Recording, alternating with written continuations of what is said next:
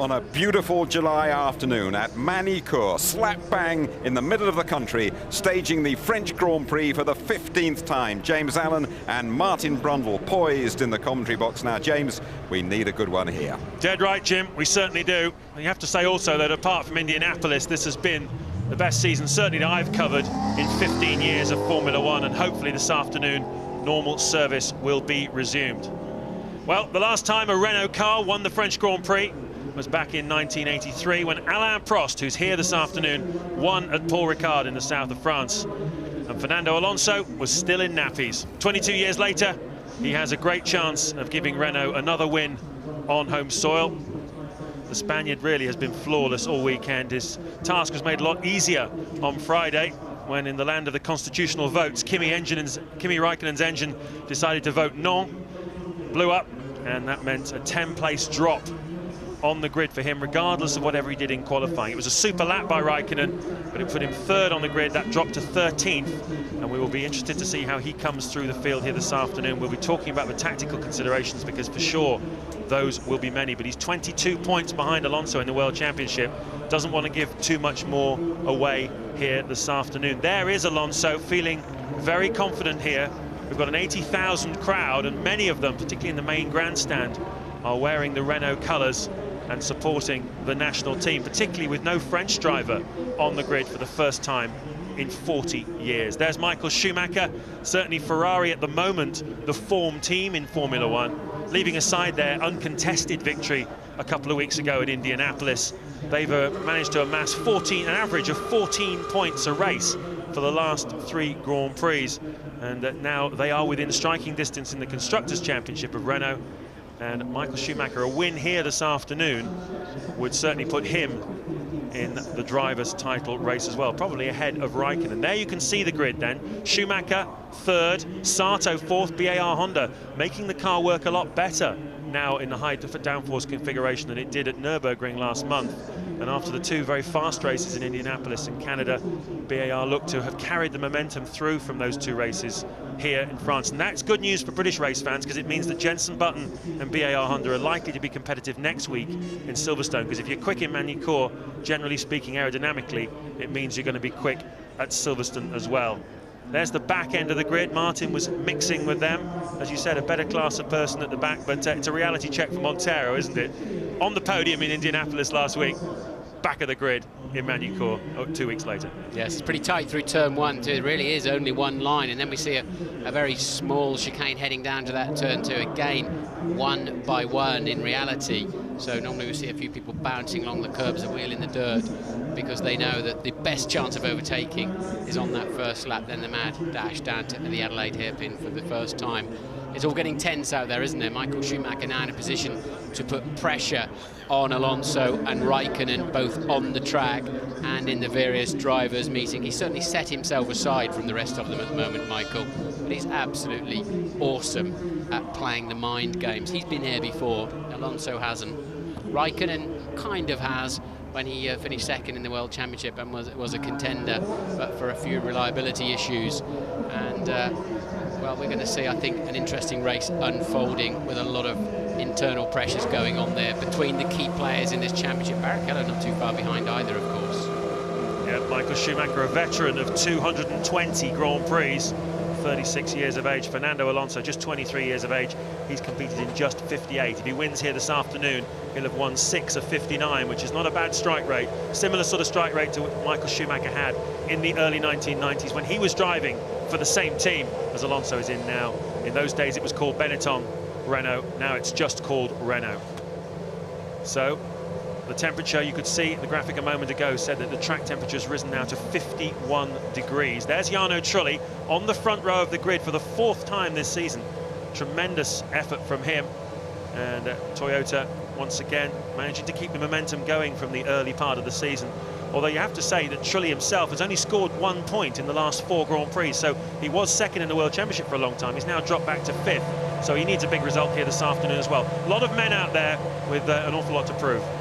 Both Ferraris chose to stop at the back of the grid and do a clutch systems check, so the engineers can just check the software and clearances on the grid. Others do it at the end of the pit lane. Now they actually get slightly more realistic data on the grid itself. And they're still fettling those cars to make sure they get away for that all-important start.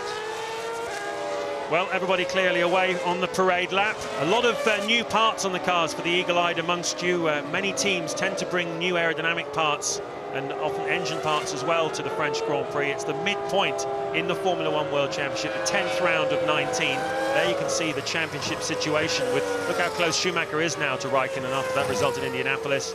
Quite easily leapfrog him here this afternoon. Ferrari have made a lot of changes to their car and they really seem to have worked. It's a much more competitive package now. You can get more out of the lap with a tyre on a single lap. It's racing well. Renault have also improved their car, McLaren too. Williams, though, through some new stuff at the car, doesn't seem to have improved much on the stopwatch, so an awful lot of people working very hard behind the scenes at this stage of the season. My read of qualifying is that the first 7 are on a 3-stopper, Montoya 8 being the first on 2 stops, but people with more information than me in the paddock saying, no, they're all 2-stopping at the front. Just it'll be a very short first stint, maybe in lap 16 or something like that. And that will surprise me. I thought 3-stop was the fast way. Michael won it on a 4-stopper last year. But of course, completely different then, because you could bolt a new set of tyres on and gain some advantage from what is a very short pit stop. It's a tiny pit lane here, very short. So it's the least amount of time lost at any Grand Prix circuit for a pit stop, but we'll have to wait and see, won't we? Well, it's interesting because they don't get new tyres. Obviously the tyres wear down. The lap times actually, funnily enough, start to come up towards the end of the stint, which didn't used to happen with the tyres we had up to last season. And in fact, there is nothing to choose in time between a 2-stop and a 3-stop strategy. Obviously 3 will only work if you're at the front of the grid. You can get clear air and drive away. Certainly the feeling is that many of the cars at the front might stop between laps sort of 17 and 21, that kind of thing, and they can either do 3 or 2 stops here this afternoon. For sure, the 2 McLarens, Montoya 8th, Raikkonen 13th, are going to run a 2-stop strategy and try and pick off cars as they dive into the pits. I said earlier on, it's going to be a tactical battle here this afternoon, but it's also a battle of passion. There's an awful lot to drive for here as Alonso takes up his pole position slot. He was on pole here last year, remember, had to cede the victory to Michael Schumacher's Ferrari. He just wasn't strong enough on the day. But here today, he certainly is strong enough. He's going for gold. Well, they all creep round to the dummy grid, but now, as they come into the grid formation itself, they're happy to switch the traction control off, floor the throttle, heat up the rear tyres, and just waste a little bit of that fuel. It's worth it for them to help them get away. 2 great friends on the front row of the grid, Fernando Alonso and Jarno Trulli, from their days together in the Renault team, but here they're racing against each other. Trulli's pointed towards Alonso. When the red lights go out, we'll be racing at Manicourt. The French Grand Prix is go! Clouds of smoke flies up from the back as Alonso sweeps majestically into turn 1. Schumacher, it looks like, is into his 3rd place behind Jarno Trulli with Barrichello 4th. Takuma Sato looks like he's lost out there. He was 4th on the grid. He's at least 5th. Fisichella has held place. He was 6th on the grid. Looks like he's still 6th place now. And Alonso's getting away. On his side of Michael Schumacher trying to attack the back of Jarno Trulli as the Red Bulls make their way through the field. Yes, I think Barrichello's leapfrog Sato, and also Montoya looks like he's got himself ahead of Jenson Button, and Raikkonen making his way through the pack. He's shown P12, having started 13th, made up 1 slot away from the start. Alonso leads, Trulli 2nd, Michael Schumacher is in 3rd place, Barrichello 4th, Sato is 5th, 6th is Fisichella. We're riding on board with Kimi Raikkonen, who's got 1 place up on the grid. He's in 12th now from 13th at the start. Juan Montoya, as we said, is up to 7th, Button down to 8th, Massa 9th, Villeneuve 10th, Ralf Schumacher 11th, and then it's Raikkonen. Well, how well behaved was that? Most of them haven't had a race now for 3 weeks, of course, having not performed 2 weeks ago in Indianapolis, and they certainly were pretty cautious around there. You can lose a race on the first lap, but you can't really win it. But look at Alonso scampering away. 1.4 seconds is his lead, and the 2 Ferraris in line. Barrichello's dropped off there a little bit because he went wide, very wide, in the 180 corner on the first lap. Coulthard maintains 15th place. Well, Raikkonen is looking very aggressive on the back of Villeneuve. We're cutting, though, to a replay of the start. As Martin said, very neat and tidy, everybody away. Yeah, as you can just see the 4th car there, Barrichello pushing Sato back. But the Ferraris haven't got that initial grip. We're now watching. We're on board with Sato. we'll see Barrichello hold it around the outside. Sato getting out of the throttle quite early there, has to be said. Alonso, though, just strolling away at the front. That looks very easy. That was interesting with Sato. How do you read that? You say he got out of the throttle early. Do you think he was a little bit cautious? Well, I think he realised that Barrichello had, and Christian Klien pulling out of the Grand Prix for Red Bull. He was in P17, and, well, that ends a pretty dismal week for him. He ended up in the barriers very heavily on Friday. Poor grid slot, and now the first retirement of the Grand Prix. 19 runners remaining. His second retirement of the season so far, and Red Bull Racing's 5th. So reliability, not, you wouldn't say a problem, but certainly this early in the Grand Prix, highly unusual to be pulling off. These cars are so reliable now. Here we go then, lap 3. Alonso leading Trulli by almost 3 seconds. It's been a tremendous opening stint here by Fernando Alonso, lapping in the low 1:17s. Everybody else is in the 18s and 19s. He really is putting the hammer down here, trying to get some clear air to make his strategy work for him this afternoon. Trulli second, Michael Schumacher third, almost 4 seconds behind Alonso. Now Barrichello is tucked up behind Schumacher in 4th, then 5th is Sato, 6th Fisichella, 6 seconds now behind his teammate, the race leader. 7th Montoya. I think he'll be challenging Fisichella fairly soon. And Raikkonen, I can tell you, we didn't see it, but he's passed Villeneuve. So Raikkonen already, after just 2 laps, has gone from 13th to 10th. He's now right on the back of Felipe Massa in the other Sauber. Jarno Trulli is, in a way, sort of backing the field up, although the Ferraris are not exactly hustling him. They're all within about 0.8 of a second of each other, just in that dirty air zone, which hurts them badly through corners like Turn 2 Estoril. This is Kimi Raikkonen making the pass for 10th place on Jacques Villeneuve, on board with Raikkonen now, and he's coming up behind the second Sauber of Felipe Massa. Well, we're hearing from our F1 ITV pit crew. Christian Klien has said that the engine simply switched off in that Red Bull Racing car, currently using the Cosworth engine, but they're already starting to talk very seriously with Ferrari about next year's V8. That's what they will be using along with the Ferrari Works team, and they've bought themselves the right to call themselves Red Bull Racing Ferrari, which certainly adds something to the cachet of the Ferrari engine deal. Saw Gunther Steiner this morning, technical director of Red Bull Racing, in an earnest meeting with Paolo Martinelli, the engine boss of Ferrari. So they're doing forward planning already, and it's only early July. Yes, it must be difficult for them. Their Michelin runners caught up, and Bridgestone and Ferrari have definitely put themselves over to one side. So Red Bull there with a foot very much in both camps. We'll see how that one plays out. But Alonso is just flying. He's 4 seconds ahead. He's a second and 3/4 faster than his teammate Fisichella, who's down in 6th place, albeit in a bit of turbulent air. And it's like he's in a different race, frankly. Yeah, you've seen it before with Fernando Alonso. His ability to push from lights to flag without making mistakes. We saw a mistake in Montreal, but it was a very, very uncharacteristic and unusual one from Fernando Alonso, because he really is, from lights to flag, as fast as anybody in Formula One. I remember talking towards the end of last season with some of the Renault engineers, and they said, I think Fisichella will get a shock when he sees just how fast Alonso is during the course of a race distance. And maybe Alonso will get a shock when he sees how fast Fisi is over a single lap. But as things have turned out, it's been Alonso all the way ever since that first round victory in Australia for Fisichella, a rain-affected weekend that disadvantaged Alonso and advantaged Fisichella. It's all been Alonso ever since, and certainly at the moment at Magny-Cours, it's all Alonso. As we work lap 5, he has a 5-second lead over Jarno Trulli, but behind Trulli is a big train of cars that want to come through, and in it is Schumacher, Barrichello, Sato, Fisichella, Montoya, Button, Massa, and Kimi Raikkonen in 10th.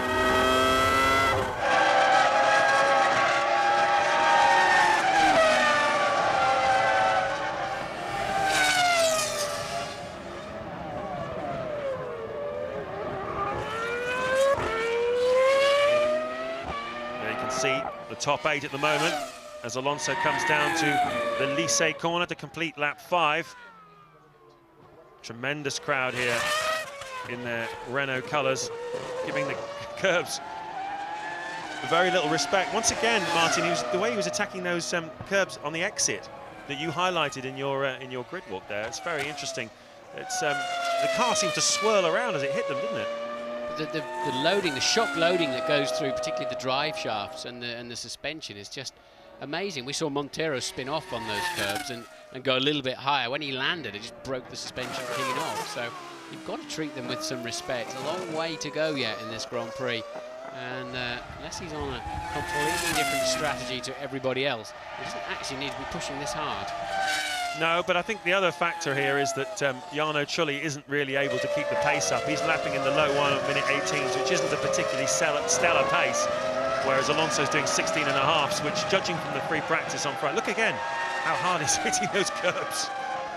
That's certainly 70 laps of that is going to give that car something to think about. Yeah, it's punishing the whole car, not to mention the driver. The driver can cope and he'll fix, so will the car, but it's no good if you don't take the points home.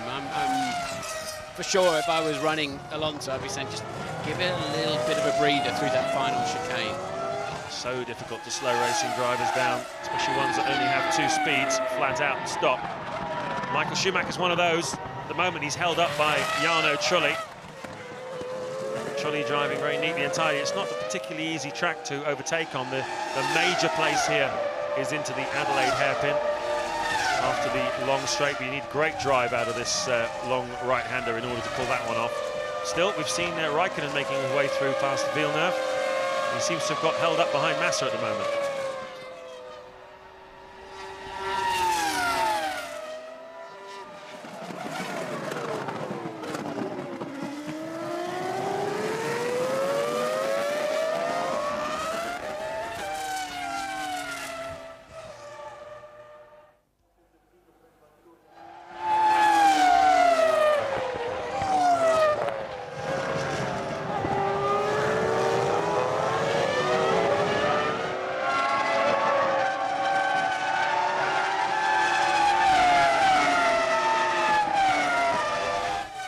Lap 7 of the French Grand Prix here at Magny-Cours, right slap bang in the middle of rural France. The first of 4 races in 5 weeks. Never before in the 55-year history of Formula One have we had such a concentration of races in such a short period of time. It's going to be hard work for everybody. Fatigue is certainly going to play a part with the mechanics and the drivers and everybody in Formula One. But one thing we mustn't lose sight of in this is that there are 40 Drivers' World Championship points up for grabs this month, and 72 Constructors' Championship points up for grabs this month. And with the Constructors being so close as it is at the moment, with Renault on 76 points and both McLaren and Ferrari on 63, an awful lot can change during the month of July. Alonso's leading the Grand Prix by almost 10 seconds now. Trulli is definitely holding up the cars behind him, which include Schumacher, Barrichello, Sato, Fisichella, Montoya. Michael Schumacher's made no real effort to try and pass Jarno Trulli at the moment.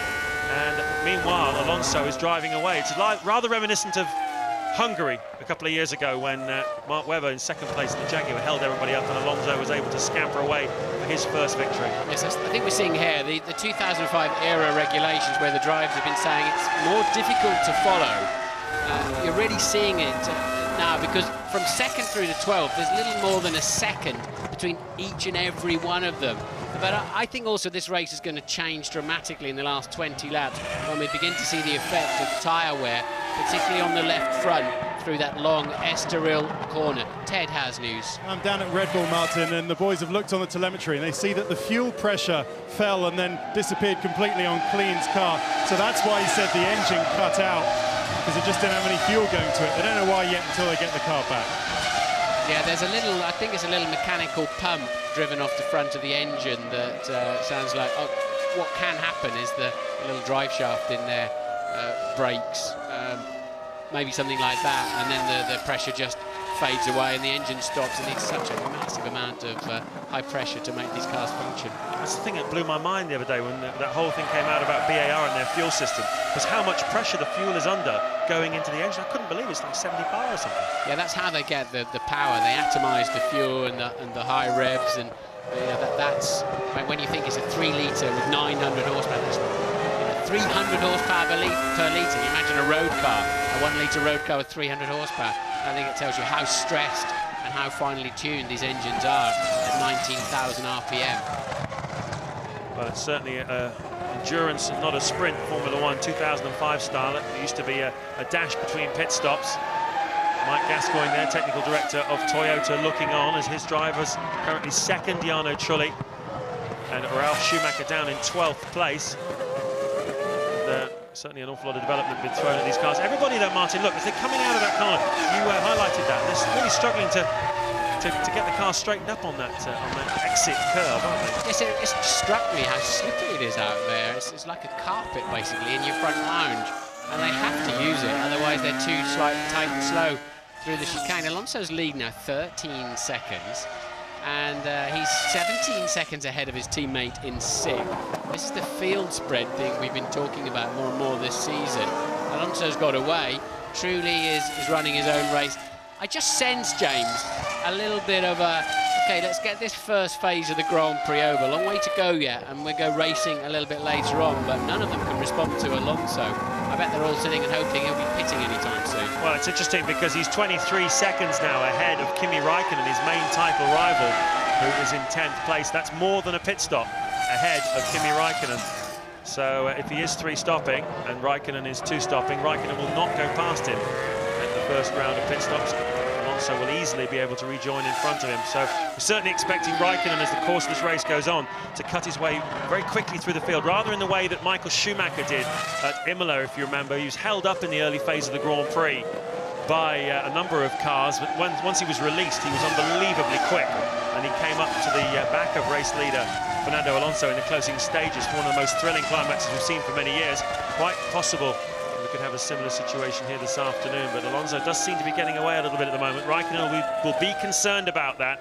Alonso leading 14 seconds then over Trulli. Schumacher, Barrichello, Sato and Fisichella all tucked up behind.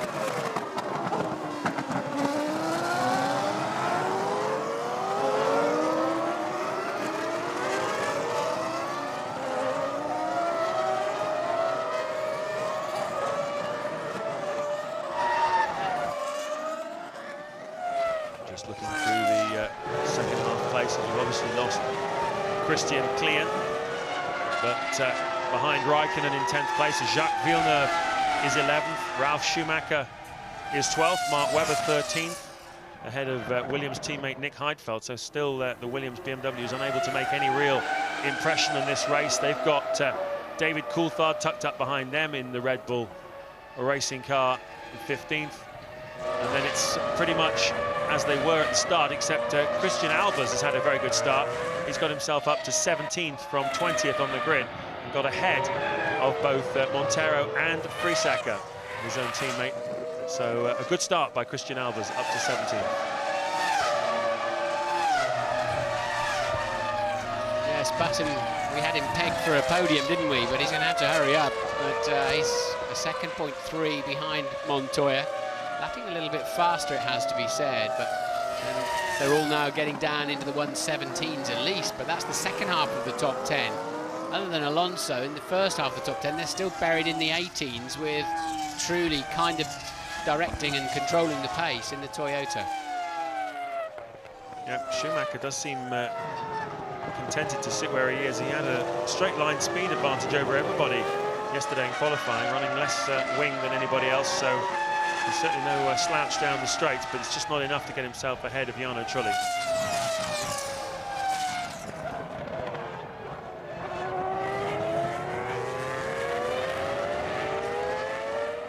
There you can see the Toyota with the Ferrari tucked up behind it. Under braking for the Lycée corner then, 50 miles an hour through there, up over the curbs, the final chicane. See how much more subtle the Ferrari was there over the first part of that chicane than the Toyota. And then up across the start-finish line, this pit board there, indicating this is lap 12 completed to Michael Schumacher. You can read that pit board, you get like a sixth sense. There's a lot of information on it, and you're doing a great speed, busy upshifting, watching what's going on. Maybe even buried up the rear wing of the guy in front, but you can absorb that information.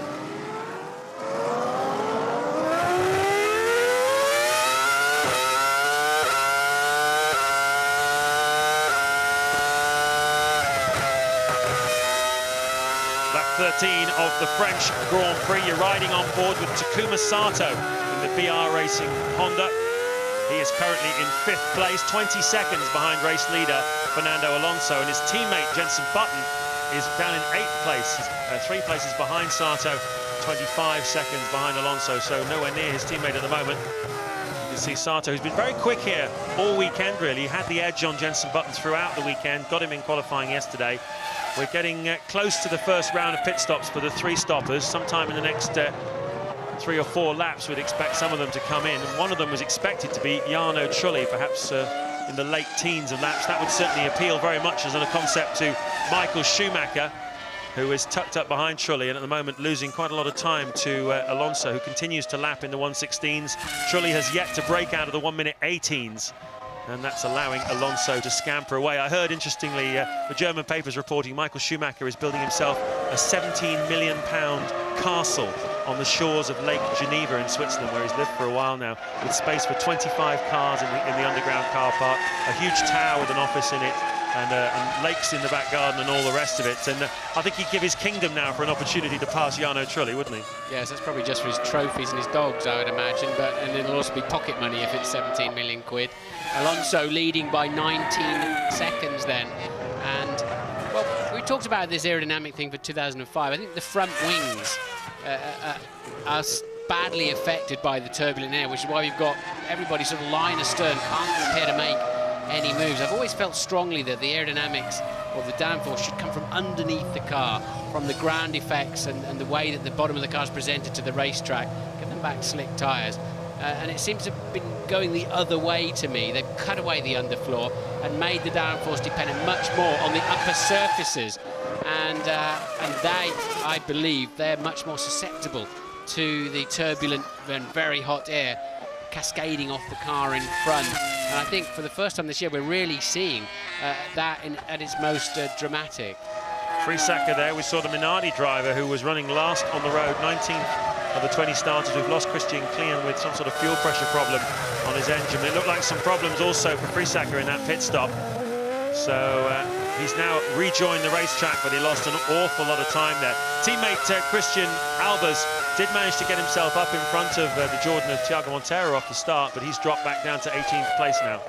Both Ferraris are quite slow under braking down at the Adelaide hairpin. There's a speed trap right there, so it shows up. If you're a bit early on the brakes, you're actually dramatically slower through that speed trap than the other cars, and it's interesting to see how much Sato could close.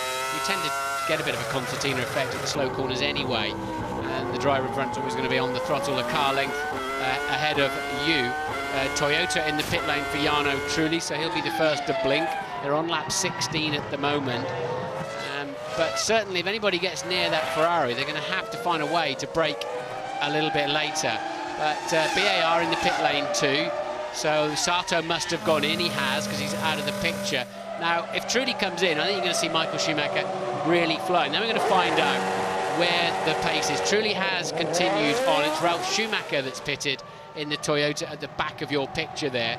But then Michael Schumacher's just got to get on with it. He's now 22 seconds behind Alonso, and we're going to find out if it's about turbulence or if they're just actually doing the same lap speed. Yeah, the interesting thing is Michael Schumacher up the front of the grid. Certainly the times that the Ferrari was setting during the practice session wouldn't suggest it had that kind of pace as Ralf Schumacher exits in the Toyota. So I wonder how much more fuel than the Toyota Michael Schumacher has actually got.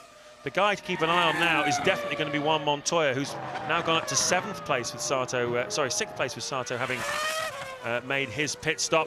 And Montoya definitely would appear to have more fuel in his car, as would Kimi Raikkonen, who's now up to 9th place, and hoping that Felipe Massa is soon going to pit in the Sauber, because he's been unable to get past him for 16 laps. There's Thiago Monteiro, podium in Indianapolis, currently running in 17th place before he made that stop. Here's Trulli, final corner. Is this the pit in for him? No, it isn't. He carries on for another lap. He's going to have done 17, 18 complete laps if he comes in next time. So he's gone further into this Grand Prix than a lot of people in paddock expected him to. I'd imagine there'll be a few choice German words underneath the Schubert helmet there of Michael Schumacher as well. He really needs Trulli to pit because he can't overtake him, and he knows he needs some pace at this point of the Grand Prix. If they come in together, it's going to be... that's going to finish his day, I think. Well, it's not inconceivable, Martin. I must admit, I had a rather cryptic conversation. They always are cryptic when you're talking about what strategy everyone's running, and no one really wants to give too much away. But I got the impression that Trulli had 19 or 20 laps worth of fuel in this car, and we'll see whether that is the case. I don't think Michael Schumacher's going to have an awful lot more than that. I reckon Alonso probably 21, 22 laps. So it's certainly all to play for between these two. And it's, meanwhile, Alonso making hay while the sun shines very beautifully here in Magny-Cours. Track temperature 52 degrees, air temperature a lovely 30, and Louise Goodman is down in the pits. Yeah, just been down to Minardi. We saw the mechanics having a good look at Friesacher's car when it came in. They noticed on the telemetry that his gearbox temperature was running high. What they were doing was they were checking the intake for the gearbox oil cooler just to see if any debris had got in there, and that was what was making the temperatures rise, but it all looks okay now. So 19 runners remaining then, with Friesacher back out on the track. Only Christian Klein in the Red Bull, who stopped with lack of fuel pressure, as Rubens Barrichello pits from 4th place, the first Ferrari in. Alonso then had every bit as much fuel as the majority of the others at least, and his lead of 25 seconds is pure, raw, brilliant pace. Yep, it's all him and the car working beautifully together in harmony as Rubens Barrichello rejoins. He was 4th. We'll have to wait and see where he's going to come back. It'll be somewhere around 10th or 11th. He'll be behind, certainly, Kimi Raikkonen, that's for sure. Raikkonen then moving up to 7th, Montoya up to 5th, picking their way through the field as these cars all come into pit. We're expecting Jenson Button will probably pit fairly soon, Michael Schumacher, Jarno Trulli as well, and that will release the McLarens. This is a curious racetrack. I drove here for 2 years with Ligier, whose factory's right on turn 1. We did thousands of laps. You spent all Grand Prix weekend fine-tuning and fettling your car, and it felt good. You qualified well. And then you go into the race, and it's like, what is this? Where did this come from? How did I end up with a car that's so bad? Maybe track temperature changes, 52 degrees at the moment. But you turn into Estoril Corner on lap 2 or lap 3, and it's like it just wants to carry on like a super tanker. And it's a really curious racetrack as Michael Schumacher pits, Trulli too, so they are in at identical times. Will they try and short film Michael to get him out in front of the Toyota? Well, if he takes the pleasure now, he'll take the pain later on from having to pit, but he wants to clear air. That was a very quick stop from the Ferrari team, Michael Schumacher. Trulli looks like he's taking a bit more fuel on. Schumacher's making his way down the pit lane now. He'll be behind. Trulli will be behind Michael Schumacher, I believe, as they go out. There you are, you saw Michael Schumacher in the distance. He's jumped him at the first round of pit stops, but the price he's paid is that he's carrying less fuel than he ideally would want to, perhaps, at this stage. It's a 3-stop strategy, I believe, for Michael Schumacher. Williams in then, making some adjustments there to the front of Nick Heidfeld's car. He pitted from 13th place, but the important headline here is that Schumacher is released, and he can now start to get on with his business. Surely Trulli's gone to a 2-stopper with that. There's a lot of fuel, unless we didn't see it, unless they had a rig problem getting the rig on. Trulli's changed strategy at this point in the Grand Prix. Michael looks firmly set for a 3-stopper, doesn't he? And now we're going to see his true pace. Yeah, the interesting thing about this racetrack is you don't lose very much time by making a pit stop, which tends to lead you towards thinking about stopping more often, perhaps. Takes less out of the tyres if you don't carry as much weight around at any one time. Renault getting ready then for one of its 2 drivers.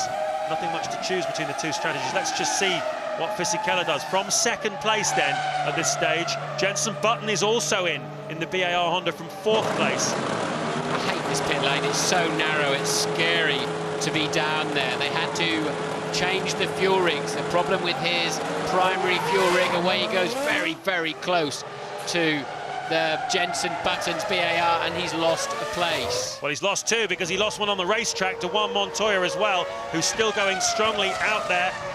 And so that was a costly moment for Giancarlo Fisichella, who's had all the bad luck, really, for Renault this season. A series of retirements, and here again, a technical problem impedes him. Mark Webber exits. He was in 10th place before he made that stop. Not a competitive weekend, this, for the Williams BMW team. Here's the race leader and championship leader in for his first stop, Ted Kravitz. Well, they've reset the fuel rigs. Let's hope they work this time. Yes, it does. And indeed, they're adjusting the front tyre pressures on Alonso. Good stop by the Renault boys, adjusting the tyre pressures on Fernando Alonso's front tyres. So, wow, he wasn't happy with the balance. He could go even quicker. Yes, I mean, he had a 29-second advantage, so there's no need for him to change strategy. Surely he's sticking with a 2-stopper. And we're now seeing Raikkonen still out there, still on the same fuel. And it looks like his was the second standout lap of qualifying, because Alonso's was surely the standout lap. But remember, Raikkonen placed 3rd and then took a 10-place drop because of an engine change. So the McLarens are fast. Now we're going to see them coming through the pack. Alonso leads Montoya, Raikkonen 3rd, Michael Schumacher 4th, Jarno Trulli in 5th place, 6th Barrichello, 7th Sato, 8th Button, 9th David Coulthard, who's yet to stop. Obviously, He went with quite a heavy fuel load in qualifying yesterday, which is probably explains quite a big part of why he was 15th on the grid in the Red Bull Racing car. Giancarlo Fisichella, after that problem with the refueling rig, has dropped down to 10th place. So that's been very costly for him. Massa is 11th, a long, long way back. He's made a stop too behind Raikkonen, who has yet to make his stop. Raikkonen now in 3rd place. Villeneuve is 12th, Ralf Schumacher 13th, not really making any kind of impression on this Grand Prix here this weekend, with his teammate having been running at the front. So surprising for Ralf on a track where he started twice from pole, a winner here as well. But it just isn't happening for Ralf this weekend. But it's certainly starting to happen now for the McLaren drivers. Montoya is 2nd, as we were in Montreal. He's in front of his team leader, his teammate. I'm sure he doesn't consider him to be a leader, Kimi Raikkonen. They're on what appear to be similar strategies. Raikkonen obviously is the point man as far as the World Championship's concerned, but as far as Montoya's concerned, he's got a winning car that he's yet to do any winning with, and he wants to start right here, right now. Montoya was 3/4 of a second faster than Raikkonen, but I have a feeling Raikkonen passed one of the Jordans on that lap, so it wouldn't be a true representation of his potential. They're running 2nd and 3rd at the moment on a clear 2-stopper, so they're going to come into play as the Grand Prix unfolds, no doubt about it. Alonso leads by 11 seconds. He has stopped. Coulthard finally pits from 9th place. Alonso leads Montoya by 11 seconds. Raikkonen just 3.3 behind. Michael Schumacher, who has stopped, a further 14 and runs 4th at the moment. So when are the 2-stopping McLarens going to come in and make their pit stop? There's almost contact there between the Williams and the David Coulthard's Red Bull coming out of the pit lane. He didn't cross the white line. What he did was entirely legitimate, but he very nearly collided with Nick Heidfeld. They're racing each other for position. That was for 15th place. For 14th place, and they very nearly hit each other. Yeah, this was absolutely there. The two Williams and Coulthard have been very much nose to tail since the start of this Grand Prix, and Heidfeld knew he had to squeeze David out. No reason why he shouldn't. So it's a tough game out there, and Coulthard almost running wide with it, but just tippy-toed around the outside. That's what it's all about. So when are the two McLarens going to make their stops? Well, you're expecting them in around about lap 25, which is in sort of 3 or 4 laps time, something along those lines. And to maintain their competitiveness, they're going to need to put the hammer down a little bit. There's a huge traffic jam down there at the Adelaide hairpin involving Rubens Barrichello, Takuma Sato as well involved in that, and Jarno Trulli. So what's going on down here? It's Barrichello who was having a run at Sato. Button is just behind them, and it looks like Sato took the place back again, back up to P6. Michael runs a bit ahead of them. He's 4th, and now a full 10 seconds ahead of Jarno Trulli, who we know filled his car up more heavily. But Michael is now, where is he? Down in the 1:17s with his high fuel load and lapping at the same pace as Alonso. So Trulli was holding them up. Certainly was, but the two McLarens are lapping much faster. They're lapping in the 1:16s. Michael Schumacher the high 1:17s. At this rate, the two McLarens should be able to stop and rejoin in front of Michael Schumacher. That's what they're working towards. They want to try and get themselves back out in front of that Ferrari after the first round of pit stops to make this strategy work for them. If they can do that, then they're in the hunt this afternoon. They're only perhaps 2 or 3 laps away from their stop now. These are crucial laps for Montoya and Kimi Raikkonen, and they're both pushing very, very hard indeed. Both of them have just set their fastest first sector of the Grand Prix so far, almost identical, 24.4 seconds first sectors. We've got a serious race unfolding here. Don't think it's just stalemate at the moment, because of course Alonso, we believe, is going to stop 2 more times, and so are the McLarens. And so, and they're only 10 or 12 seconds apart, with the McLarens absolutely flying in clear air. This is a tough race now through the second half, no doubt about it. And as you say, I think Michael Schumacher, Trulli and co will be coming under pressure too. Yeah, they certainly were. Michael Schumacher was held up by Jarno Trulli for the first 18 or so laps of this Grand Prix.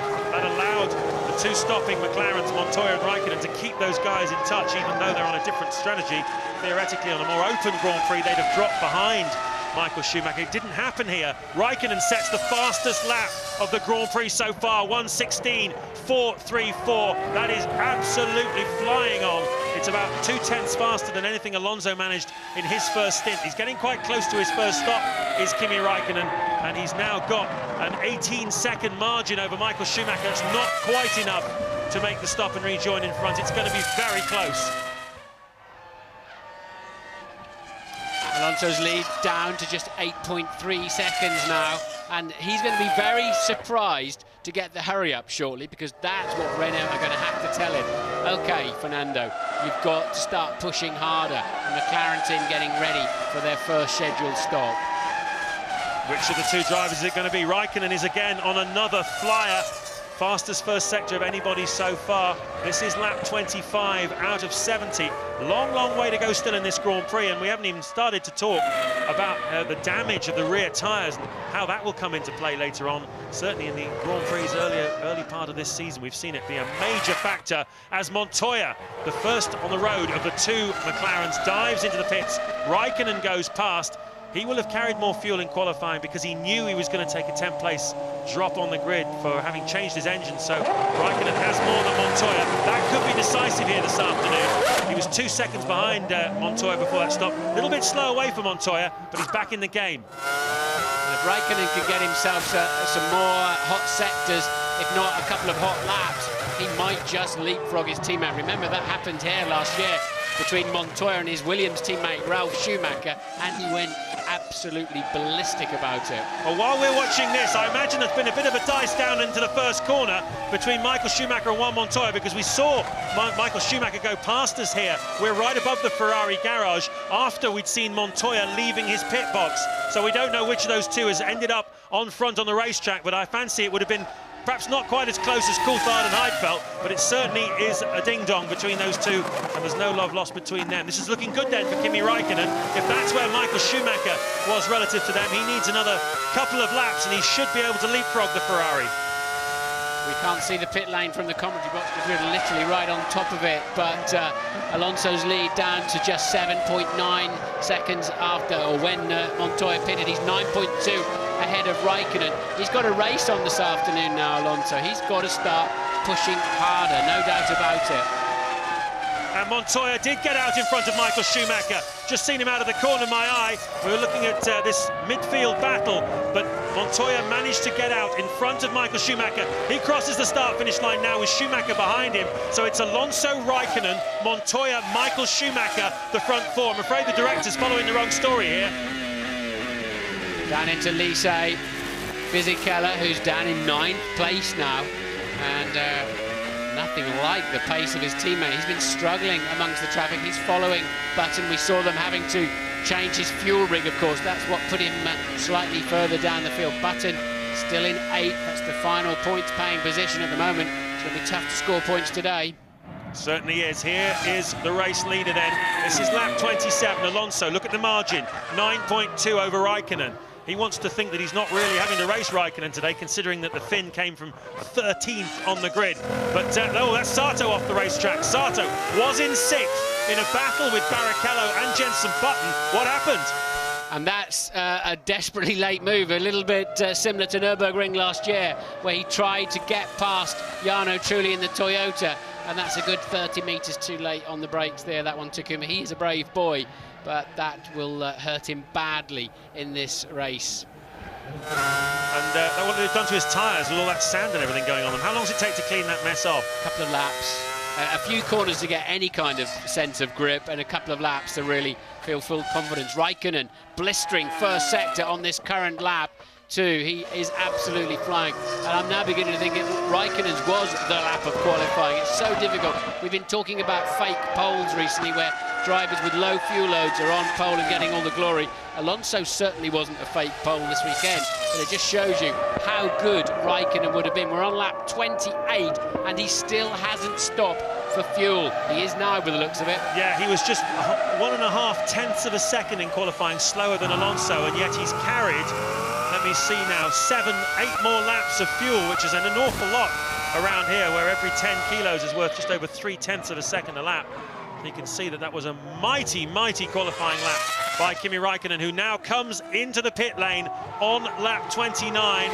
Not quite half distance in this Grand Prix. He's on a different strategy then from Michael Schumacher and Fernando Alonso. This will drop him about 28 seconds behind Alonso. A lot of work to do, but it should get him out in front of Montoya. That's the crucial thing. Those tyres look beautiful at the back, a little bit scruffy on the front right, which is a passenger through a lot of the fast corners here, and therefore tends to pick up the rubber. But Raikkonen then out of the pits, where is he? Montoya is behind him on the racetrack. Raikkonen, and by that incredible quick driving then over the last few laps, has managed to jump Montoya. So both McLarens have got in front of Michael Schumacher's Ferrari. That's decisive for this Grand Prix.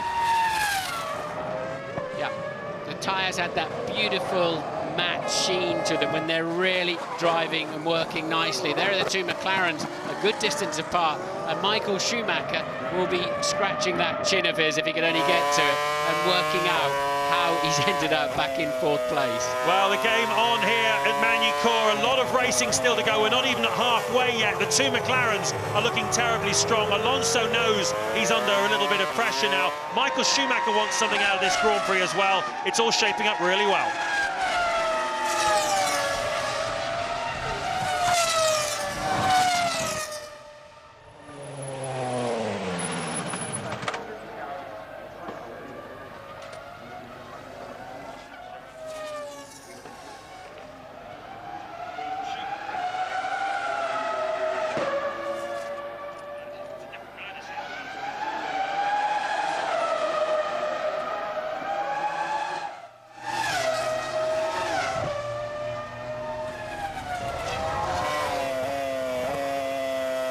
Felipe Massa we saw being pulled into the garage. We understand from our F1 ITV pit crew that's a hydraulics failure for him as he goes into his garage. So he becomes the second retirement of the afternoon after Christian Klien, who retired with a fuel pressure problem on his engine after just 30 laps of this Grand Prix, just 2 cars down.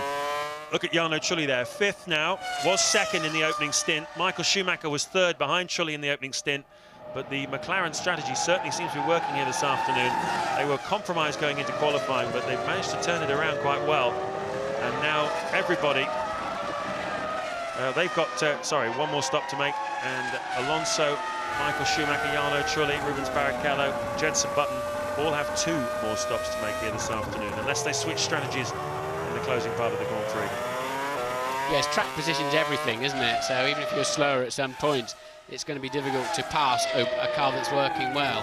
So there'll be some manic calculations going on the pit wall. Certainly will. There you can see the Williams guys getting ready for one of their 2 drivers. They came in fairly early the last time around. Nick Heidfeld on lap 18, Mark Webber lap 19. We have not had, well, really long enough for them to have done a decent stint. It's only 11 laps ago that they came in, so maybe they're just practicing a new drill.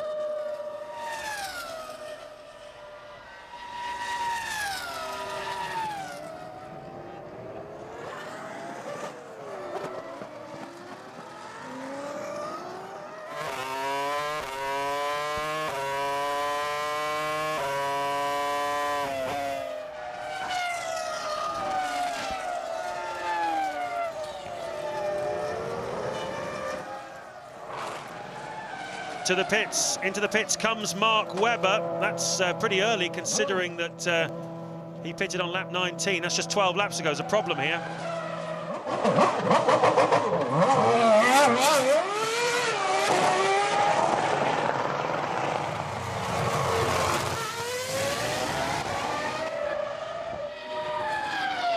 Lap 32 out of 70 here at Magny-Cours. We're 160 miles south of Paris, right in the middle of rural France, the Charolais region, famous for its beef, famous for its cooking across the board, not too far from the Sancerre wine region. It's a decent place to visit if you like your food and drink. Not too much to do in the evenings apart from that, but plenty to do if you're a racing driver on a Sunday afternoon. At the moment, Fernando Alonso is leading this Grand Prix by half a minute from Kimi Raikkonen. Juan Montoya is 3 seconds behind his teammate in 3rd place. Michael Schumacher, who got jumped by both of the McLarens through the first round of pit stops. A different strategy for Schumacher than the 2 McLarens. He's on a 3, the McLarens are on a 2. He is down in 4th place. Jarno Trulli, who was in 2nd place on the grid and for the opening stint of the Grand Prix, has now dropped to 5th after the first round of pit stops. Rubens Barrichello wasn't able to capitalise like Michael Schumacher did. and he's still behind Trulli in 6th. Jenson Button is 7th, Fisichella is 8th. Takuma Sato, who had a very optimistic lunge at Jarno Trulli for 5th place just a couple of laps ago, that cost him dearly. He's dropped down to 9th place with Jacques Villeneuve in 10th. Quick word for David Coulthard, he's down in 13th place, having a spirited battle this afternoon with the 2 BMW Williams cars. Both Williams and Red Bull Racing came here this weekend with aerodynamic update kits. It's the 100th new aerodynamic piece, I'm told, on the Williams since the start of the season. It's not really showing on the stopwatch, but the moment they're locked in a battle with Red Bull Racing for the places just outside the top 10. We're about to watch Montoya lock his right front.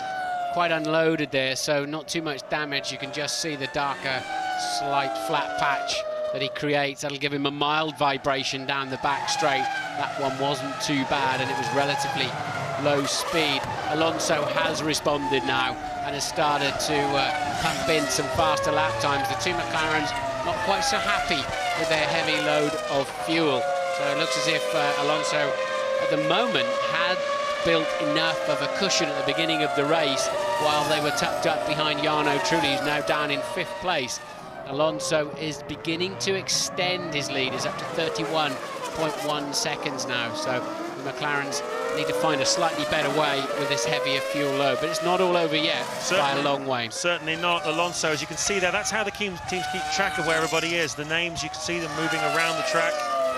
And that's how they decide where to bring them into the pits and where they're going to feed back out again, more importantly. We're getting news that Mark Webber has stopped out on the racetrack. Not sure about that, but certainly he had a problem with his pit stop. He came in very, very soon, only 11 laps after his first stop. Ted Kravitz, can you shed some light on this? Yeah, well, I'm down at Williams, and you know, he's got the same problem. Something's burning him in the seat. Do you remember one of the races last year, a hot race last year in the Jaguar? There was a hole in the seat and it was burning his backside. Well, exactly the same problem is happening. You saw the pit stop, he came in, he said, look, I can't carry on, this is too hot, it's burning me backside, and they poured a bucket of water in there to try and cool him down, but obviously that hasn't done the job. Yeah, it's where the skid blocks are mounted to the bottom of the chassis, because the driver also sits on the same area, basically, and they just rub down the straight and heat up, and that's where, and you can get significant burns off of those things. Jenson Button, P7, Fisichella still following him, and they're of 2.7 behind Barrichello in the Ferrari. Sato, having recovered from his rather ambitious move on Jarno Trulli, is back down in 9th. Trulli remains 5th. Alonso's lead beginning to ebb away again, down to 30.9 now. I don't know if he's in back markers, we haven't seen much of him lately. He's in the 1:18s, Raikkonen's in the 17th. Alonso's got to maintain pace, but I still think he's launching his car across those curbs in the final chicane too hard. Into the pits comes Michael Schumacher in the Ferrari. He's the first of the front runners on a 3-stopper this afternoon to make their 2nd stop of the afternoon, all clinical and clockwork like you would expect from the Ferrari team, with so much success they've had over the last few years, and pit work has been a very big part of that. But Schumacher will be disappointed. He got held up in the opening phase of this race by Jarno Trulli's Toyota, and it meant that he fell prey to the 2 McLarens of Raikkonen and Montoya. Now Alonso, I believe, is 13 laps into a 19-lap stint as Sato pits from 9th place. So Alonso has 5, 6, 7 laps more to go in this stint, whereas the McLarens are in the early stages of a 25-lap stint. So the strategies are completely different now. In this middle part of the Grand Prix, you'll see the McLarens come a lot closer to Kimi Raikkonen, and it'll be very decisive for them how close they can get to him before the final round of pit stops. That's where this race will be won and lost. Louise has a story for us. Yeah, I've been down at the Sauber garage. In fact, I was hastily bustled out of the Sauber garage. A lot of activity, a problem with Felipe Massa's car. They had a problem with the hydraulic system, so they brought him in, frantically worked on it. It's lost him a couple of laps, but they have managed to get him back out again. So fingers crossed there won't be a recurrence of that issue. Back up to 19 runners then. They managed to get Friseca back on the track as well, as we heard earlier on. Albers pits for what looked like a scheduled stop. He's down in 17th at the moment. I like this, getting race cars back onto the racetrack. Didn't always used to happen. It's great. Well, we saw it in Montreal spectacularly with Sato, didn't we? He had a gearbox problem and most people would have parked it, but because of the knock-on effect to the next Grand Prix now, obviously if you get a result the previous race, you get a better qualifying slot for the next race. They sent Sato out to try and get something out of the afternoon after a 30-minute gearbox replacement. And that was the most spectacular example of getting a car back into the race. That's the top 8 then. On lap 37, Alonso leading by 30 seconds from Raikkonen. Montoya now is dropping off the back of Raikkonen a little bit. He's 4 seconds behind him in third place. Michael Schumacher is 20 seconds behind because he made that stop. That second stop of the afternoon for him. Trulli is just 3 seconds behind Michael Schumacher in 5th place. Then Barrichello. Jenson Button is on for a couple of World Championship points. And let's not lose sight, Martin, of the fact that that would be the first championship points of the season for both Button and BAR Honda. This is the 10th race of the year, and the team who finished second last year in the championship yet to get off the mark. That'll be the first they'll be allowed to keep, anyway, at least. And they did score some in Imola, of course, but they were confiscated due to bad behaviour. Button in, as you say, 7th at the moment. Long way to go. We're just over half distance at the moment. 19 runners. Yeah, Giancarlo Fisichella we saw earlier on having a problem with the fuel rig. There he is.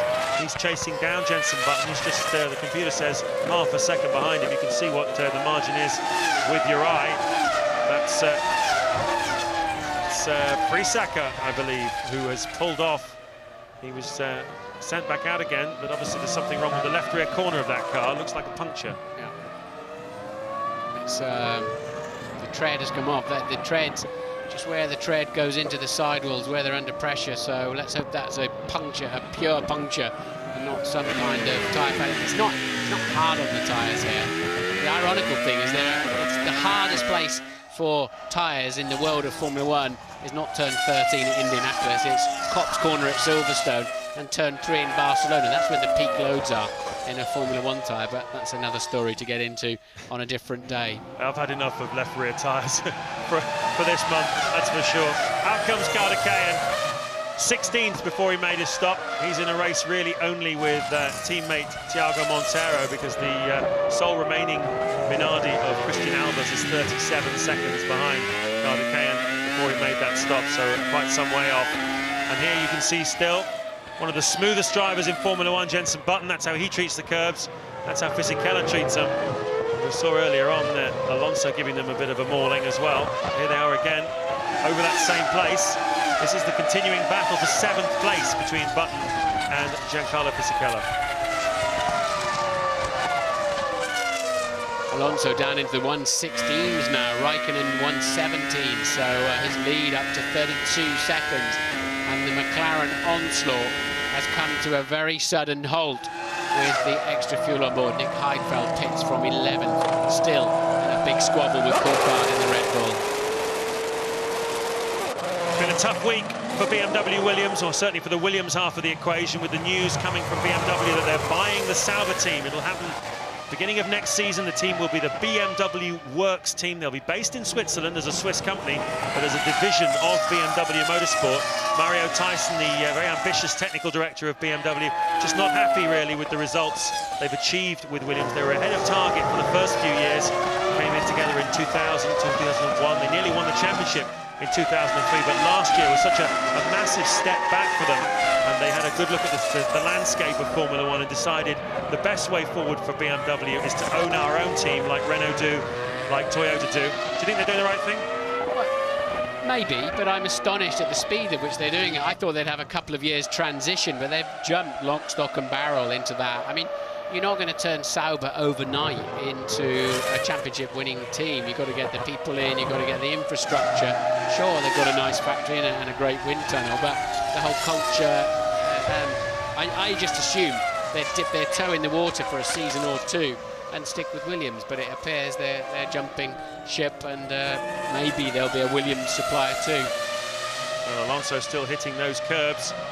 Tyson saying yesterday that he didn't expect them to become a front-running team overnight. Certainly expects his new team to be beaten by Williams next year, and if they're going to use the same engine, then he'd rather that than being beaten by Williams using a Honda or a Toyota or a Cosworth. But you got the impression from Sir Frank Williams' words and his body language that at the moment it's a difficult moment for them. They're not very happy about this situation. Alonso having another little go at getting into 180 there. And Frank Williams, interestingly, saying that he believes that he'll be just as competitive next year with a customer engine as he's been this year with a works engine. But he believes the expertise and the depth of experience and knowledge within Williams now is so high that they aren't going to lose that overnight, even if perhaps they lose a little horsepower. That's the Renault team manager just having a good look down the pit lane to see what Ferrari are up to. Pit stop is what they're up to. Rubens Barrichello's second stop of the afternoon on lap 40. Alonso really working hard to get his car into 180 for some reason. Still plenty of meat left on the Bridgestones too. So I believe that the tyre manufacturers, in terms of wear rate, are beginning to get on top of this one tyre for the Grand Prix situation. Obviously, it's taken them a few races to understand it, but you have to say, yellow flag obviously waved for Minardi of Christian Albers, I believe that is, who bumps his head onto, and is that another left rear tyre failure? Yes, it is. He bumped his head on the track as he got out, which would have given him a bit of a wake-up call. Down at turn 2, the long Estoril corner. So that's both Minardis out then with a left rear tyre problem. Puncture, elimination, whatever. Yeah, deflated for sure. Interesting to see what the exact reason was for both of them. It's Bridgestone tyres used by Minardi, of course.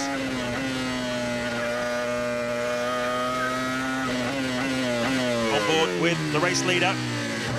Also, World Championship leader Fernando Alonso, very much the man of the moment. It was a huge hit at the Goodwood Festival of Speed last weekend. We saw the piece earlier on where all the great luminaries of British motorsport like Stirling Moss and Lord March were asking him questions. Into the pits comes the race leader then. Lap 42. That's a decent run he's made there, isn't it? And he's given himself a 34-second lead. Fingers on the buttons, ready to just let the launch control take it away, and Flavio knows that will get the job done. That was very nice for Alonso.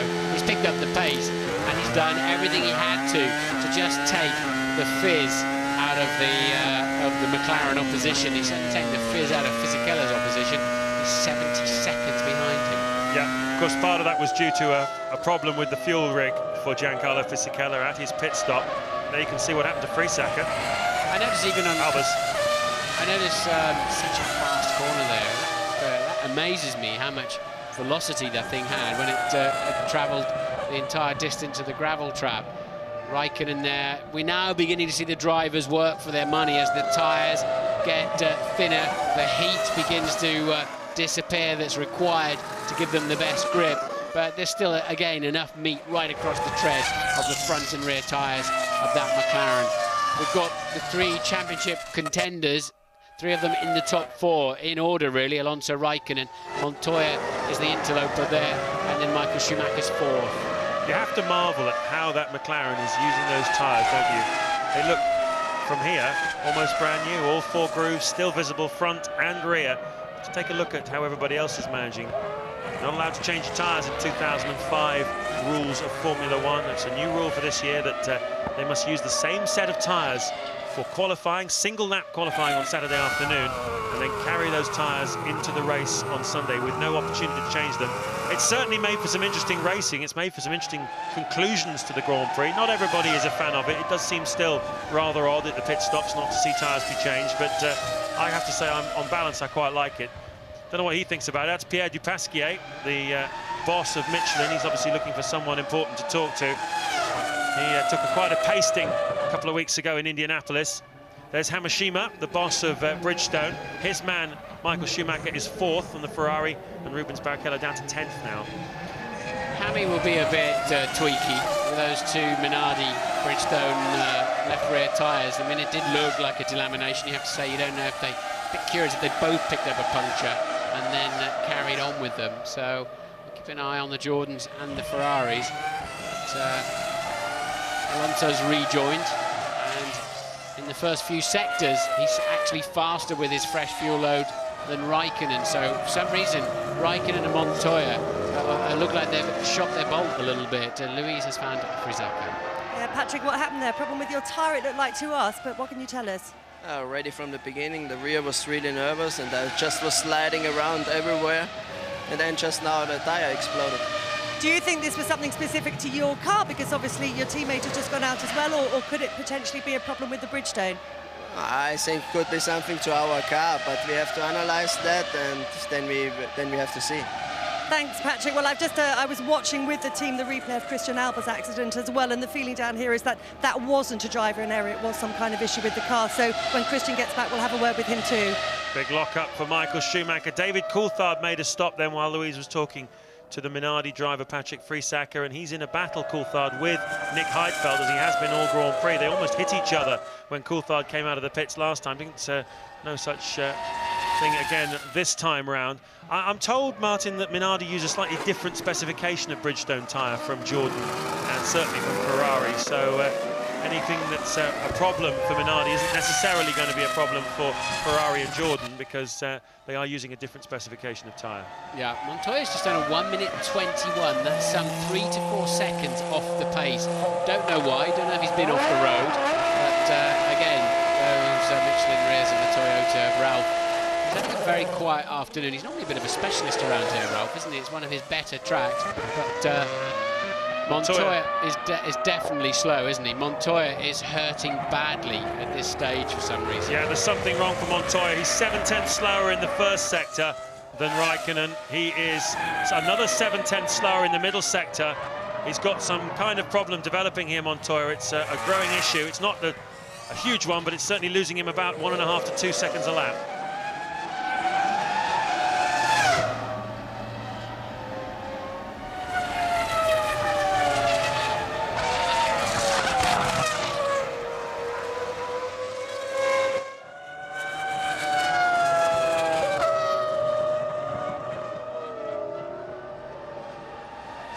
There is one Montoya. We ride on board here into the pit lane at 50 miles an hour with Giancarlo Fisichella. He was in 7th place before he made this pit stop. That's a look at the rear tyres on his car, and they look pretty good as well. Another neat and tidy pit stop, and once again the luck for Fisichella is not just not here. His teammate in the same car is leading the Grand Prix. Fisichella, he was 7th before he made that stop, but it'll drop him down to 9th or 10th, I believe. Another man having a quiet afternoon is Rubens Barrichello, as Montoya struggles to get into the 180 corner. Mark Webber coming up very fast behind him. 14th place, Mark Webber.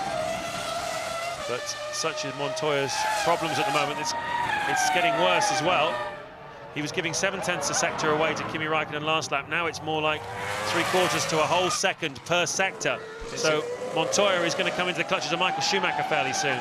It's an engine problem of some sort. The engine's just not running clean at all. You can hear him struggling to accelerate the car, almost as if the traction control's cutting in all the time. So will be a fuel pressure situation or an electronic gremlin creeping in there for Montoya, but he's got he looks like he's 100 horsepower missing somewhere. Yeah, and that's where it really shows, isn't it, on the straight. Webber able to just breeze past him, and that Williams isn't the fastest car on a straight line either this weekend. It's been right down the bottom of the speed trap times as Jarno Trulli pits from 5th place. He will have dropped back behind Jenson Button and Jacques Villeneuve with that stop. It should bring him out somewhere around Giancarlo Fisichella. Very, very close with Fisichella when he comes out. Another look at how easily Webber was able to get past the stricken McLaren Mercedes-Benz of Juan Montoya. It's a funny thing. What you tend to do is brake even earlier when you've got problems like that. You should be, because you're going so much slow, you should brake later. And it takes you a lap or two to just get your head round the new situation that you find yourself in. You actually waste a lot more time, but it'd be strange if he makes it to the end of the Grand Prix with that kind of misfire.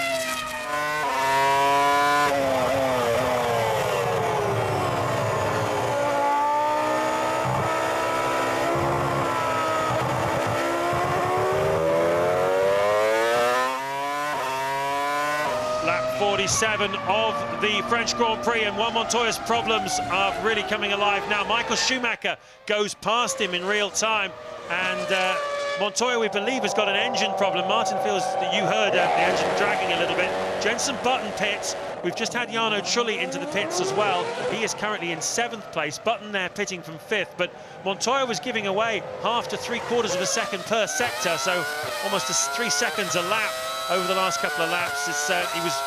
Mark Webber just breezed past him on the straight to unlap himself just the last lap, and you can see how easy it was for Michael Schumacher to get past him as well. So Montoya struggling. He's using one of the older specification Mercedes engines. They did bring a new engine here this weekend, which Raikkonen blew up on Friday. Montoya was on the 2nd race with this engine. Well, he didn't do much at Indianapolis, did it? But just looks like it's letting go here this weekend. Ted, what can you tell us? Well, whether it's an engine failure or a misfire or a cracked exhaust or whatever, it does sound rough, and I'm afraid to say that it's terminal because the mechanics have cleared a space in the McLaren garage for Juan Pablo Montoya. They're about to bring him in. Martin Whitmarsh off the pit wall. They're talking to him on the radio. They're going to retire Montoya in this McLaren Mercedes. He's not going to make it back to the pits, unfortunately. I'd imagine it's some kind of fuel problem. It's as if he was just gradually losing power. No smoke and no bits and pieces flying out the side of the engine. That's a systems problem rather than a structural problem, I would suspect. And, well, that puts Michael up into 3rd, and currently Villeneuve up into 4th. Where's he come from? Well, he's not made his 2nd stop of the afternoon yet. He's on a different strategy. Sauber did that last year with Giancarlo Fisichella. It was pretty competitive, I have to say. Ron Dennis there, the McLaren boss, up on the wall, seeing Montoya retire for the first time this season. It's been a checkered season for Juan Pablo Montoya because he missed a couple of Grand Prix after he broke his shoulder with a mysterious sporting accident away from the racetrack. He missed Bahrain and San Marino, came bouncing back in Spain, but it's not really been his year so far. He's only scored 16 World Championship points, and his teammate Raikkonen is challenging for the World Championship. But that is still the first retirement of the season for Montoya. Jenson Button has passed in the pit stops Jarno Trulli. He's now up to P6, and he can get away Trulli with his mirrors full of Barrichello and Ralf Schumacher as Heidfeld pits. Coulthard has now passed him too. Coulthard ahead of both Williams now. Williams really the last of the budgeted teams, you'd have to say, and having a dismal afternoon. They really are, aren't they? I mean, Heidfeld was 18 seconds behind Coulthard before that round of pit stops. As you can see, Alonso puts a lap on Rubens Barrichello. So 8th place man, Rubens Barrichello in the Ferrari, is lapped by race leader Fernando Alonso. This time last year, Barrichello at this very corner, as Villeneuve makes his pit stop. At that final corner, Barrichello jumped Jarno Trulli in the Renault to grab the final podium spot. He finished on that day behind Fernando Alonso on the racetrack. What a difference a year makes. Alonso in the Renault laps a Ferrari at Magny-Cours. 21 laps to go. Yes, and he's also about to lap the guy who started on the front row of the grid with him, Jarno Trulli.